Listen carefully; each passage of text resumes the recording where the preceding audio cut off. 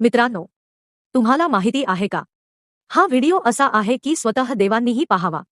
कारण आज मी तुम्हाला सांगणार आहे उज्जैन महाकाल मंदिराशी जोडलेली 3 रहस्यमय ठिकाणांची खरी कथा, जिथे आजही देवत्व जिवंत आहे असं मानलं जातं.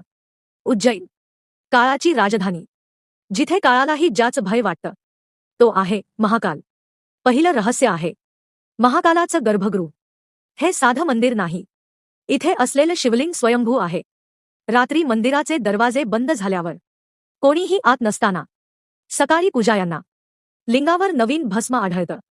हे भस्म कोण घालतो, आजवर कोणालाही उत्तर मिळालेलं नाही. भक्त म्हणतात त्या रात्री स्वतः महाकाल प्रकट होतो.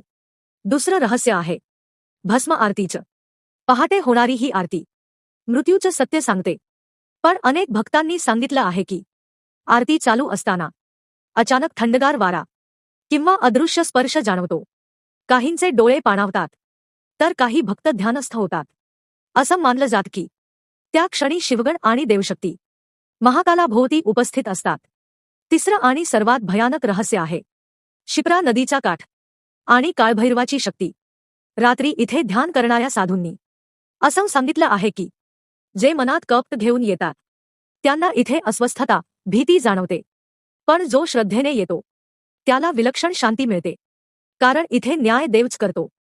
मित्रांनो, असं म्हणतात की जो कोणी श्रद्धेने महाकालाचं नाव घेतो त्याचा काळही बदलतो.